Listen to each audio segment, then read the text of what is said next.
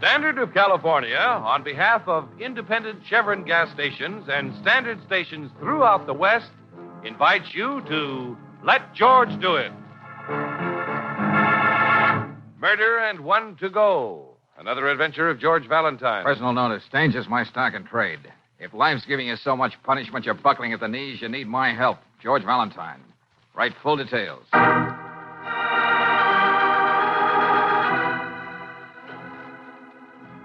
Dear Mr. Valentine, do you remember Carol Gordon? Once she was as glamorous and famous as any movie star you can name today. Then some 18 years ago, when talkies came in, she faded out of the limelight. Dead? Perhaps. But if she isn't, I must find her. The only clue I have is that someone thinks he saw Carol Gordon about a year ago down on Skid Row. The enclosed check is a retainer.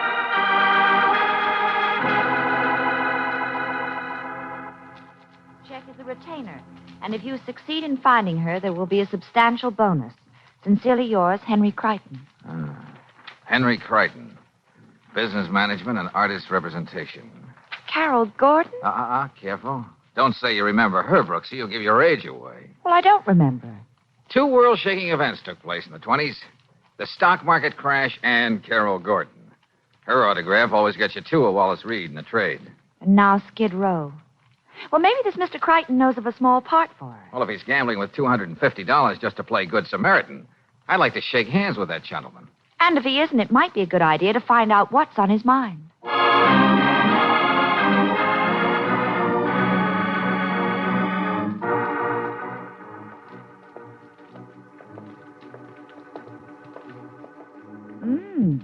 Pretty swank.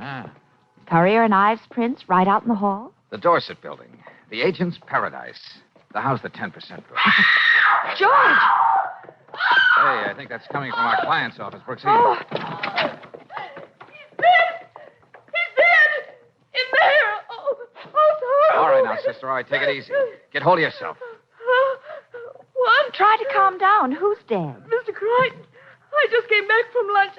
I found him lying there on the floor. The fire poker next to him. His head.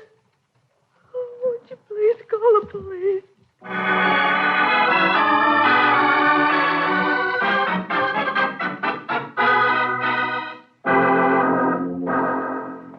Valentine, I know you were put on this earth to keep me from being bored, to see that I don't fall into a rut. But please, let's keep this murder nice and simple. But take another look at this letter, will you, Lieutenant? You must admit Crichton might have been killed because he was determined to find Carol Gordon. Miss Brooks, I used to be a Carol Gordon fan. Why, it got so Mrs. Riley wouldn't let me go to the movies when her pictures were playing. Why, Lieutenant? But nobody's even thought of that woman in years and years. Crichton did, Lieutenant.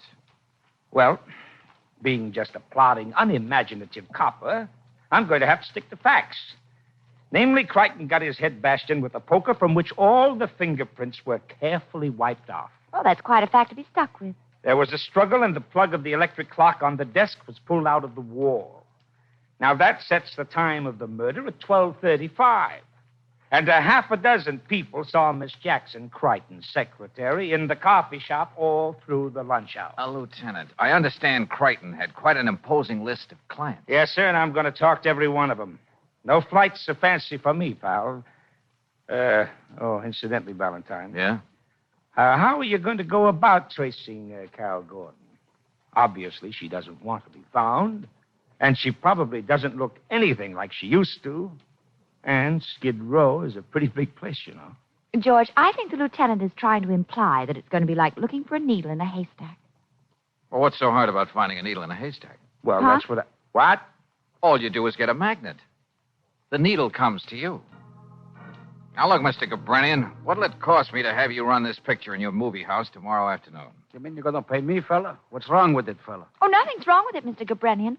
It was a super colossal production back there in 1928. Yeah, Romance in April, starring Carol Gordon. Never heard of her, fella. You in the movie business and never heard In of 1928, I was running a coffee pot. I wish I was still running it. Well, anyway, you wouldn't mind showing this picture for $50, would you? There's just one thing we ought to tell you, Mr. Yeah, I Gabranian. knew this was coming, fella. There's no sound, no music in this picture. It's silent. Something new, huh? You don't think for a moment I'd talk you into anything that would damage the reputation of Gabrenian's Cameo Theater, the gem of Skid Row. Are you kidding? I don't even advertise the picture we're playing. I just hang out a sign, soft seats, open all night, 15 cents. Then this ought to be right down your alley. The slumber of your selected clientele won't be disturbed by any noises coming off the screen. Just a little piano music for mood. Yeah, lady, you might got something there. This is a gal who knows all the angles. Yeah. On her, they look good, too. Too bad the Cameo ain't barbecue house like it used to be. You're a real nice filly, lady. Why, thank you, Mr. Gabrenian. I don't know whether to blush or whinny. Huh? What's that? Now, what about it? Does Romance in April play here tomorrow? It plays. Money in advance, fella. No objection to me selling the tickets? You sell, but remember the tickets are numbered. I'll know just how many people go in. Oh, you're a trusting soul, Mr. Gabrenian. You said it. Yes, sir. Here's your ticket, sir. Go right in. Oh, thank you. Well, business is pretty slow, darling. Uh-huh. Well, you can't say Mr. Gabrenian didn't advertise the revival of Romance in April. Yeah, with the late Mr. Crichton's money. So far, your magnets attracted nothing but the usual Skid Row characters. Maybe the whole thing... Wait a minute. Hold it, Brooksy. Can you tell me if the feature's started yet? In just a few minutes, sir. Good. One, please. Thank you. George, didn't you recognize him? Brooksy, we're beginning to draw a better class of people. Anthony Chapman, the movie heartthrob. Now, what would he be doing in a place like this? And trying to look inconspicuous. An interesting question, Angel. I bet the answer's even more interesting. I called up before, young man. I understand Romance in April goes on at 2:15. Is that correct? Yeah, you've got 2 minutes to make it. Just like to be sure, time is money. 15 cents? Is that correct? And I understand the picture runs an hour and 12 minutes. Yeah, that's correct. Someone else out slumming. A little man in a big briefcase. Brooksy, what's your guess? Vice president of a bank? A successful insurance salesman? Or just a lover of the silent cinema. You know, I got a definite feeling we started something here. But what? Hey, Oh, look what we've got now, the George. carriage trade drawing up. Now I'm sure we ought to change prices before 6. You can call for me in about an hour, Ralph. Yes, ma'am. One seat in the loge, please. Loge. I doubt if we can build you one at a moment's notice. What? Oh, well, whatever you've got. Thanks. Thank you. I'd say that was about $5,000 worth of mink on the hoof. Hey, look, Gabrenian actually opened the door for I us. don't blame the man for being overwhelmed. Looks like all kinds of people don't mind coming to this popcorn cove to see Romance in April. One ticket, please. It's 15 cents, isn't it? Yeah, and you're just in time for the picture. See, 11, 12, 13, 14, 15. Hope you don't mind the pennies. That's all I have. Oh, they add up just the same. They are. I hope you enjoy the picture. Yeah, I'm sure I will. I take it you're a Carol Gordon fan. Yeah. And her severest critic. Did you hear that, Brooksy? That's it, Angel, I think. Carol Gordon? Oh, that couldn't be George. I could be wrong. But there was something about her eyes. But she seemed so old and pathetic. Come on, Brooksy. Gabrenian can take over the box office now.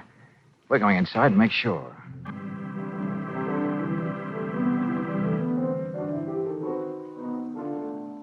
Must have broken Gabrenian's heart to hire a piano player for the day. That girl on the screen, Angel. Look at it carefully. Don't you see some resemblance between her and the woman we saw before us at the box office? Sorry, George. I can't talk myself into it. Yeah. Maybe I am punching a little too hard. Oh, she was beautiful, wasn't she? Even in that costume with a waistline down to her knees. And not a bad actress to compete with these titles. Ellen looked at the faded flowers and thought of the waste of her own life. Oh, brother. No! George. Oh, waste of life. My life, what did I do? It was Carol Gordon. What happened? Come on, stick with me, Brooksy.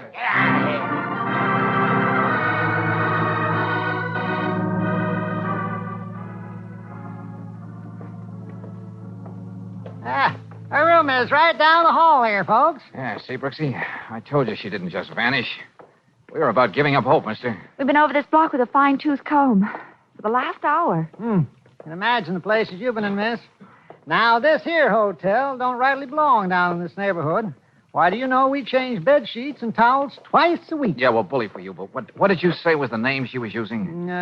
Ethel Mills. That is, if it's the woman you've been describing. And, you know, funny thing. What's that? Huh? Well, about 20 minutes ago, while I was away from the desk, somebody left a bottle of champagne for her. Champagne?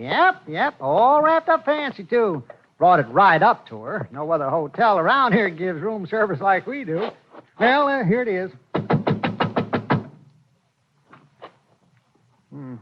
She's in there all right. And I think I know what happened. What do you mean?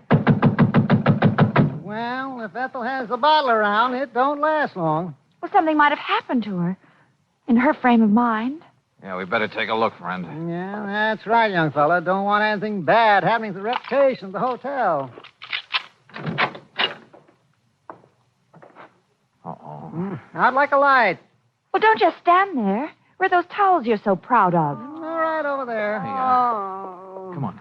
Try to sit up. I can't. It hurts. Usually she don't feel like that until the next day. And the bottle's only half empty. Seems somebody left a card with it, too. Let me see that. To Carol Gordon, on the day of her triumphant return to the screen. Wait, this wet towel ought to help her. No time for that, Brooksy. We have to get her to a hospital. But, George, she's only Been poisoned. One sniff of this bottle will tell you that. Poison? Somebody else followed her here from the cameo. Somebody who wants to see Carol Gordon dead. Valentine, I don't care where you've got Carol Gordon. Get her down here to headquarters. Well, you can't blame Lieutenant for hiding her out when she left the hospital. Somebody's out to get her. Now, look, chum boy, I'm not too sure the lady didn't try to poison herself. Yeah, so you've been saying, with bullheaded regularity. Well, you forget the elevator boy in Crichton's building. He recognized Carol Gordon's picture, put her right on the scene of the crime. Now, guilty conscience. I want to talk to her. Uh-huh. Maybe you got an answer for those three strangely out-of-place characters who showed up at the revival of Romance in April. Oh, Tony Chapman and Miss Ferris are both movie people. Maybe morbid curiosity brought them down there. Who knows? Riley. It seems a little more than coincidence that just when Crichton hired me to find Miss Gordon, those two should decide to take in one of her pictures at the cameo. Well, also, both Chapman and Miss Ferris were managed by Crichton. And what makes it even more screwier, they just became engaged to each other. And yet they show up at that theater at different times. I don't care how it sounds. Chapman has an alibi for the time of Crichton's murder. The attendant in the garage of his apartment house vouches for the time. As for Miss Ferris, well, as far as she's concerned, she has no motive. And the mousy little man who showed up at the revival. The one with a briefcase under his arm. I told you I saw him hanging around the hospital, too. Okay. If and when we find this little gnome, I'll talk to him. In the meantime, you get Carol Gordon down here and fast. Here you are, Miss Gordon. My car's parked right over here. There's really nothing I can tell the lieutenant, Mr. Valentine. Well, you just tell him the truth, Carol. And if he growls at you a little, don't let him upset you. Okay, here we are. The three of us can fit into the front seat. I know my story sounds a little weak, but I did drop in to see Henry Crichton on a personal matter. Once we were good friends. When I found him like that, I didn't stop to think. I hurried down the stairs and out of the building. Yes, sure, I understand. I don't know if I can turn around here on the hill. I think it's the quickest way back to headquarters. What's the matter? Hey, George! We're rolling down the hill. Somebody's been monkeying around with the brakes. They won't hold. Oh, try to keep it straightened out, George. We're going faster! We're going up on the sidewalk! Hang on. I'm going to crash. Oh. It's too close for comfort. Oh. Everybody all right? What about you, Miss Gordon? I'm just shaken up. Good thing I picked out a wooden fence. What happened? Oh, another drunken driver. Looks like somebody tried to get all three of us this time. Yes, doesn't it? Oh, wait a minute. Huh? What's the matter? You see that Miss Gordon gets to headquarters. I just spotted someone I want to talk to. Okay, George. Hey, let me through here, will you? One side, please. Hey, you come back here. A few questions I want to ask you. No. Let go of me, please. I don't know anything. There's nothing I can tell you. Now, look, Buster, I've been dreaming about you in that briefcase. What makes you pop up all over the place? Well, I've been following you just to see that Miss Gordon was all right, that nothing happened to her. Come on. Who are you? The name is Moody, sir. Walter Moody, you see? Here's my card. Walter Moody, 6th Street Grammar School, principal. I don't get it, friend. I am the oldest and the most faithful member of the Carol Gordon fan club. I venture to say the only member after all these years. Are you kidding? Oh, she was a fine actress. I have a great big shelf just full of scrapbooks. Her pictures, almost every line that was ever written about Miss Gordon. Hey, you know, this is just cockeyed enough to turn out to be useful. I beg your pardon. Would you help Miss Gordon if she were in real trouble? Oh, I'd do anything, sir. Anything. Okay, Mr. Moody. Let's begin by taking a look at that 5-foot shelf of yours. You mean Carol actually used to correspond with you, Mr. Moody? Oh, yes. Personally. I used to send the information in a newsletter to fans all over the country. This must have been a big event in her life, according to this communique. My dearest number one fan, something has happened here today in this beautiful little town that's made me the happiest girl in the world. Soon, I hope to be able to tell you all about it. I've always been curious about that, Mr. Valentine. What did she mean? Eudora, California, December 9th, 1929. You know, Mr. Moody, I may be able to satisfy your curiosity.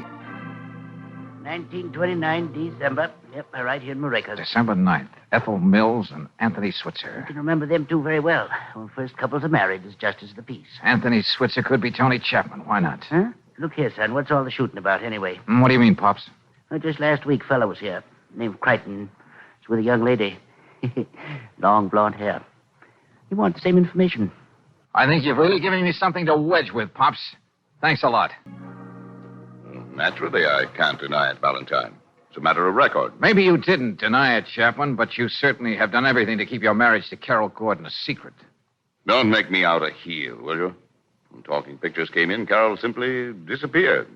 After a while, I thought she was dead. You know, it would be a terrible shock to your fans, Chapman, to find out that you let your wife simply disappear when she may have needed you. Don't I know that? And now engaged to beautiful and blonde Miss Ferris. No one can say I haven't tried to find my wife. When I heard about one of her pictures being shown, I even went to the theater thinking she might turn up. Uh-huh. And when she did you follow her and leave a bottle of champagne so she could celebrate her triumphant return to the screen? But what? I don't know what you're talking about. I lost her in the crowd after she ran out. You know, Chapman, you'd fit in nicely as the murderer of Crichton if you didn't have such a perfect alibi. I've been through all that with the police. The attendant downstairs in the garage saw me drive in at 12:30. Yeah, I know. You told him you weren't locking the car. Which I always do. But I'd lost my key. Still haven't got around to getting one, as a matter of fact. Okay, Chapman, okay. I'm just checking. Anyway, now I can work out something with Carol. Get a quiet divorce. Maybe. Tony, I've been waiting hours for you down in the lobby. What in the world is it? Valentine, I'd like you to meet Arlene Ferris, my fiancée. Tell me, Miss Ferris, do you make it a practice to become engaged to men you know are married? What? Why Tony. did you have to do that, Valentine? Arlene didn't know, and there's really no reason why she should. The whole thing might have been smoothed over. But you did know about Carol Gordon, didn't you, Arlene? You must be out of your mind. You and Henry Crichton paid a little visit to Eudora shortly before he was murdered. Arlene? Now, what was the deal? Were the two of you going to shake Chapman down after I located Carol? This isn't true, is it, Arlene? Why should I deny it? Seemed a very good idea at the time. Good Lord.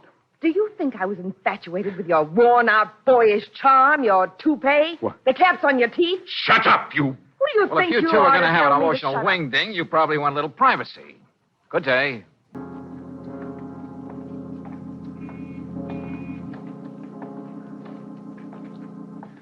Hey, Lieutenant, we can use this office in back of the garage. Go on in, Miss Gordon.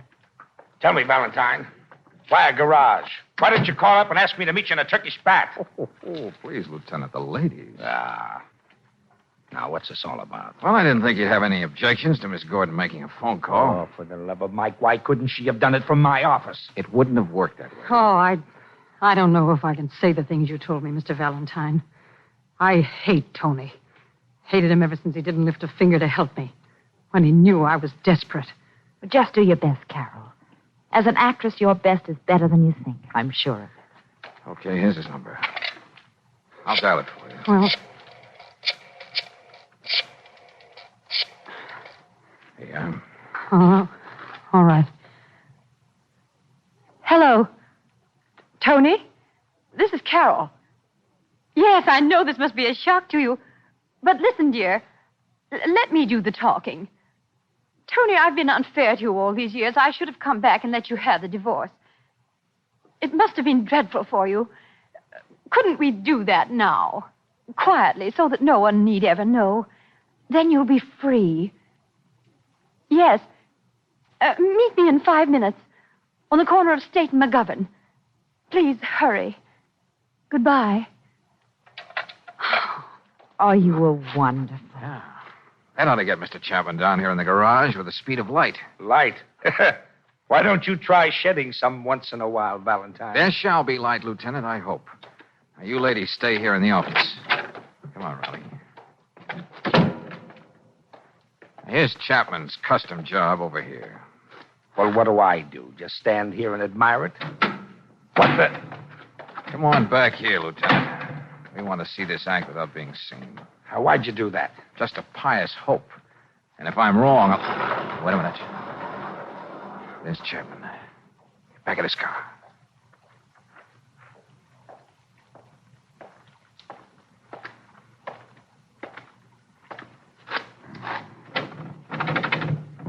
That fool attendant must have locked it anyway. Well... Having trouble, Buster? I'll take those keys, this one in particular. The one you said you'd lost. Your fancy alibi. Let go of this. Remember your manners, Chapman.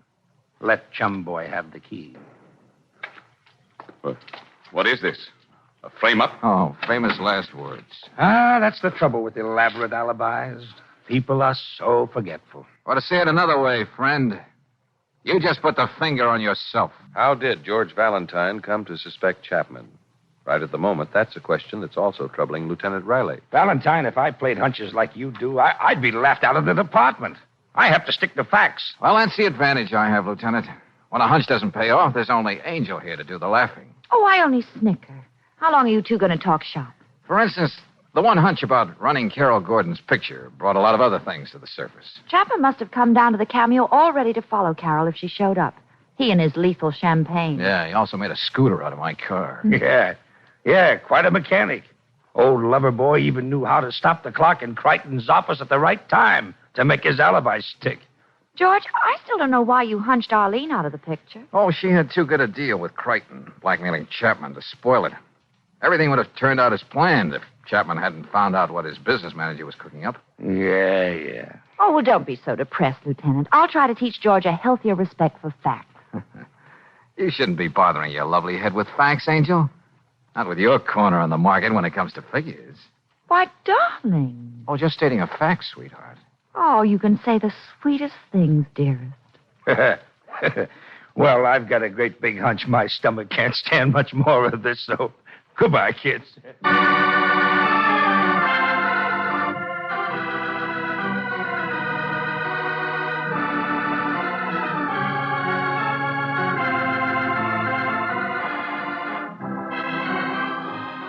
Tonight's adventure of George Valentine has been brought to you by Standard of California on behalf of independent Chevron gas stations and Standard stations throughout the West. Let George Do It stars Robert Bailey as George with Francis Robinson as Brooksy. Wally Mayer appears as Lieutenant Riley.